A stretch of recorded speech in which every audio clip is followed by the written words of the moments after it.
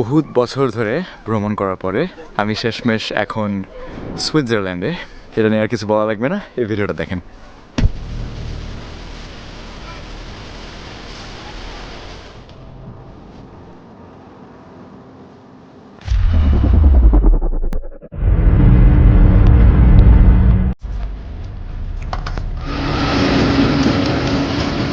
আমরা ফাইনালি সুইজারল্যান্ডে চলে আসছি।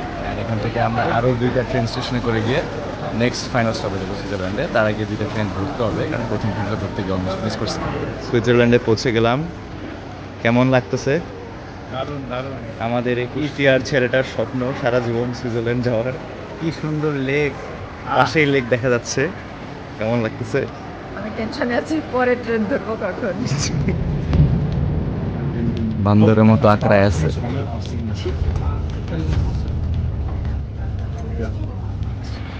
ইন্টারলকেন আসতে আসছি অ্যান্ড আরেকটা স্টপ পরে লটারবনে যাব। শেষমেশ একটা ট্রেনে বসতে পারছে আমাদের পার্টি।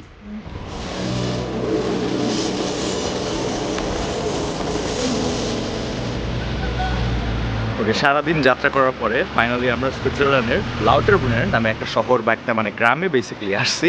অ্যান্ড এখানে আসার পরে একটা চমৎকার দৃশ্য দেখবেন। চারদিকে হচ্ছে উঁচু উঁচু পাহাড়, যেগুলো উপরে বরফ দিয়ে কভার করা, এবং বেশ কয়েকটা ঝর্ণা, স্পেশালি একটা খুব বড় ঝর্ণা যেটা হচ্ছে 300 মিটার উঁচু। অ্যান্ড এই ভ্যালিটাকে বলা হয়, লটারবুনের ভ্যালিটাকে বলা হয় 72টা ঝর্ণার একটা ভ্যালি, কারণ এখানে অ্যাকচুয়ালি 72টা ঝর্ণা আছে। সো আশেপাশে অনেক কিছু দেখার আছে, বাট আমি ফার্স্টে ওই সবচেয়ে উঁচু ঝর্ণা দেখতে যাব। তার আগে শহরের মাঝখানে একটু জাস্ট ইন্টারেস্টিং জায়গাগুলো দেখবো। আমার পিছনে হচ্ছে এই শহরের বা এই গ্রামের চার্চটা। এটার তেমন কোনো ইন্টারেস্টিং ইতিহাস নেই আমার যতদূর জানা, বাট খুবই সুন্দর, ব্যাকড্রপের মধ্যে খুব সুন্দর একটা বিল্ডিং। তো এখানে খুব সুন্দর জিনিসটা হচ্ছে এই পুরা শহরে চারদিকে সুইস স্টাইল অনেক ঘন্টা বাজছে চার্চের। সুইজারল্যান্ডে এখন বন্ধু সবচেয়ে জোর জিনিস হচ্ছে খুব সুন্দর সুন্দর সুইস কতগুলো বাসা চারদিকে, এরকম পাহাড়ের উপর, মাঠের উপর, অনেক সময় মানে স্ল্যান্টেড 45 ডিগ্রি পাহাড়ের উপরে। সো এটা বেসিক্যালি আমি সুইজারল্যান্ডের কাছ থেকে যা এক্সপেক্ট করছিলাম এক্স্যাক্টলি দেখতে ওই রকম। ইভেন যখন এখানে আসতেছিলাম তখন ট্রেন দিয়ে এখানে ক্রস করলাম, বর্ডার ক্রস করে আসলাম, আসার সাথে সাথেই আমার বোন একটু পরে কমেন্ট করলো, মানে ট্রেন স্টেশনের বাইরে জানলা দিয়ে দেখতে বলে, হ্যাঁ এটা দেখতে অ্যাকচুয়ালি সুইজারল্যান্ডের মতো, সেটা আশা করছিলাম। বৃষ্টি পড়তেছে মনে হচ্ছে, এবার একটু এটিএমে যাওয়া লাগবে আমার সামনে, হোপফুলি বৃষ্টি কমে যাবে সামনে।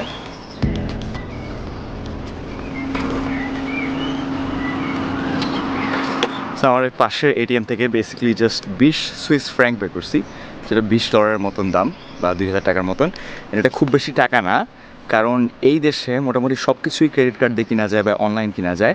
বাট তাও আমি সাথে সবসময় এমার্জেন্সি 20 ফ্র্যাঙ্ক বা $20 মতো রাখার চেষ্টা করি, যাতে কোনো জায়গায় যদি থাকি, কার্ড কাজ না করে বা এমার্জেন্সি যদি কোনো কিছু লাগে, তখন সাথে একটু টাকা থাকে বলো।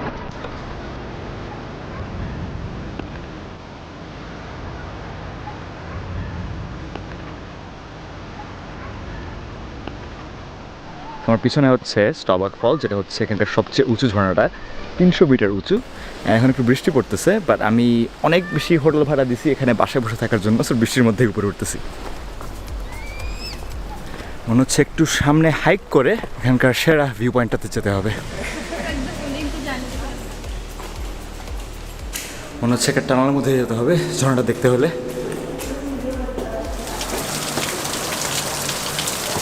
এই জায়গাটায় ভালোই পানি আসতেছে ঝর্ণা থেকে, মনে হচ্ছে ফাটায় বৃষ্টি পড়তেছে।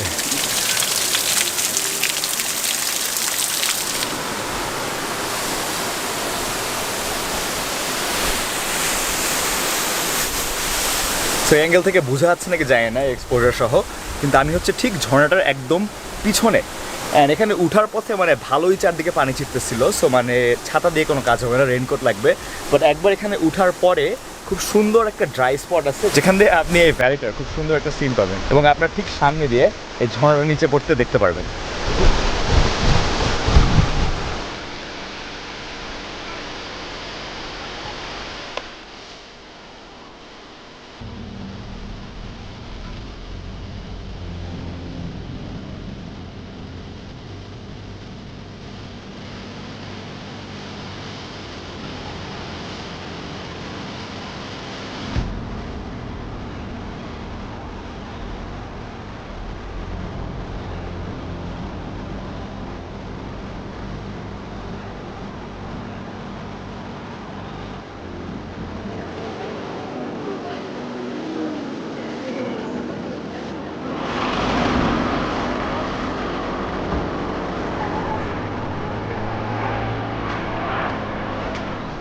সূর্য কি অস্ত যাওয়ার সময় হলো? ওকে, দিনের শেষে এখন রাত 8টা বাজে, 9:30টায় সানসেট হবে।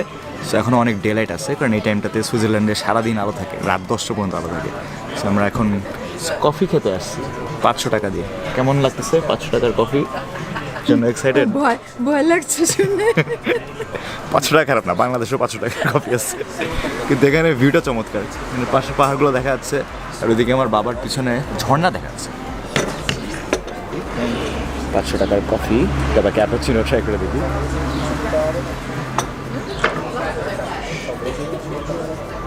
This is really nice.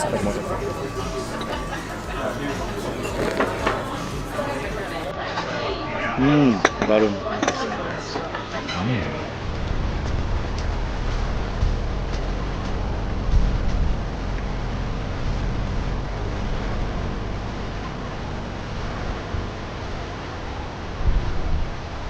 আজকে আমি লাউটারবোর্নে নাই, আজকে আমি ইন্টারলাকেন নামের একটা শহরে আসছি, যেটা লাউটারবোর্ন থেকে বেশি দূরে না। এটাকে ইন্টারলাকেন বলা হয় কারণ এটা দুইটা লেকের মাঝখানে, ইন্টারলেক, দুইটা বড় বড় লেকের মাঝখানে।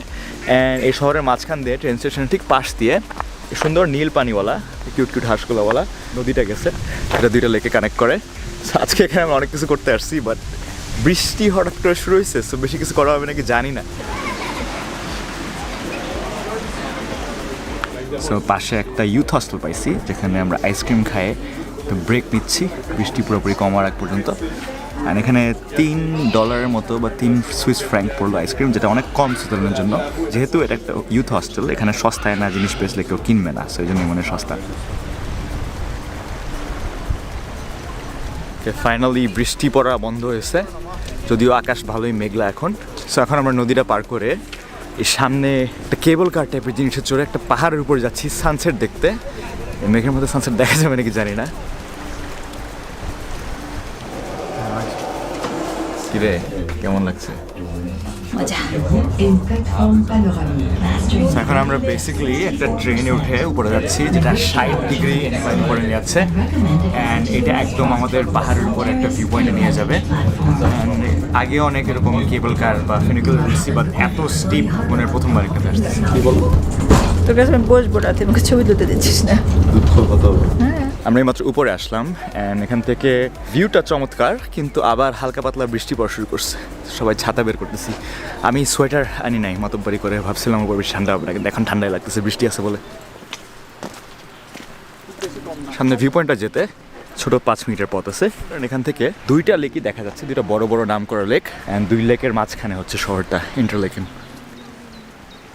সেই ভিউ পয়েন্টের বেস্ট পার্টটা হচ্ছে এই জায়গা থেকে নর্মালি দূরে সব বড় বড় পাহাড়গুলো দেখা যায় এই রিজনে, আইগার, ইয়াংফ্রাউ, মুঞ্চ, কিন্তু এখন মেঘের মধ্যে সব ঢেকে আছে। সো ওইদিকে অত বেশি কিছু দেখা যাচ্ছে না। বৃষ্টি শুরু হলো নাকি আবার? সো এটা হচ্ছে ডাইনিং এরিয়া রেস্টুরেন্টের, যেখানে মানুষ নর্মালি খায়, কিন্তু এখন বৃষ্টি পড়তেছে, সো ছাতা সব গুছাই দিচ্ছে মনে হচ্ছে।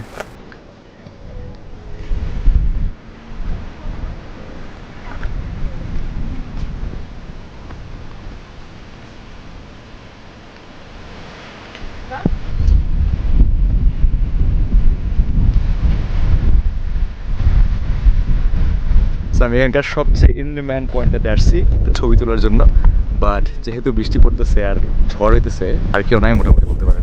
গরু পাইছি একটা এইখানে।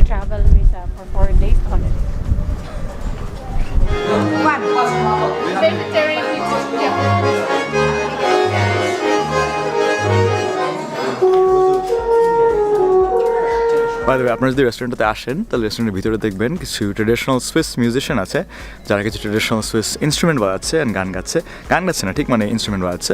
যদি এখানে আসেন এসে চেক আউট করতে পারেন।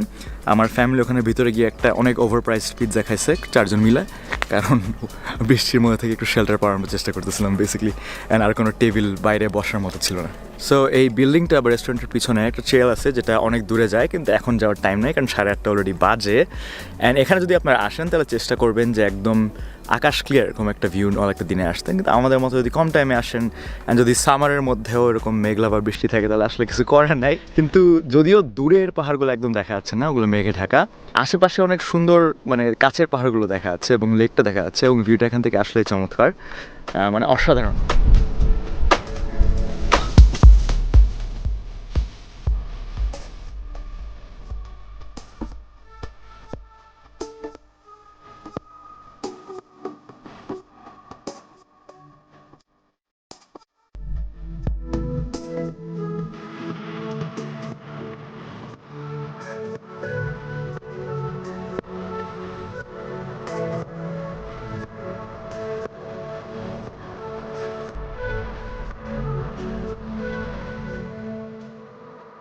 কিন্তু সুইজারল্যান্ডে লাস্ট কয়েকদিন ধরে এত কিছু জোস জিনিস দেখছি যে মানে এটা দেখে এখন নর্মাল লাগতেছে। ওকে, সো ভিডিওটি যদি ভালো লাগে থাকে অবশ্যই লাইক করবেন। এরকম ভিডিও দেখতে চাইলে আমার চ্যানেলে সাবস্ক্রাইব করতে পারেন, বা আমার চ্যানেলকে সাপোর্ট করতে চাইলে সাবস্ক্রাইব করতে পারেন, বা পেজটাকে ফলো করতে পারেন। নেক্সট ভিডিওটা হবে অ্যাকচুয়ালি সুইজারল্যান্ড থেকে, যেটা আমি কালকে ফিল্ম করছি। যে পাহাড়গুলো এখন সামনে ঢাকা, ওগুলোর মধ্যে একটা পাহাড়ে আমরা কালকে গেছিলাম একটা ট্রেনে করে, ইউরোপের সবচেয়ে উঁচু সর্বোচ্চ ট্রেন স্টেশন। অ্যান্ড ওখানে দুইটা পাহাড়ের মাঝখানে একটা গ্লেশিয়ার আছে, পুরো সাদা বরফে ঢাকা। ওখান থেকে একটা হাইক করছিলাম। ওই ভিডিওতে অনেক কিছু ছিল, সো এটা আমি একটা আলাদা ভিডিও হিসেবে ছাড়তেছি। সো এটা যদি দেখতে চান তাহলে আমি বলবো এই ভিডিওটা হচ্ছে অনেক ইন্টারেস্টিং আর অনেক সুন্দর জিনিস দেখবেন। ভিডিওটা আমি এখান থেকে শেষ করতেছি। কালকে আমরা জার্মানি যাচ্ছি আর আমার ল্যাপটপ নষ্ট হয়ে গেছে। এটা খুবই ডেঞ্জারাস একটা জিনিস আমার তো মানুষের জন্য, কারণ আমার কাজ পুরোপুরি ডিপেন্ড করে ল্যাপটপে এডিটিংয়ের জন্য। এখন এডিট করতে পারতেছি না, সেই ভিডিওটা কবে বেরোবে আল্লাহ জানে। বাট জার্মানি থেকে নতুন একটা ল্যাপটপ কিনাও লাগতে পারে যদি ল্যাপটপটাকে ঠিক না করতে পারি। দেখি কী হয়। ওকে, আশা করি নেক্সট ভিডিওতে আপনার সাথে দেখা হবে সুইজারল্যান্ডে ওই ইয়াং ফ্রাউ ইয়র্ক থেকে।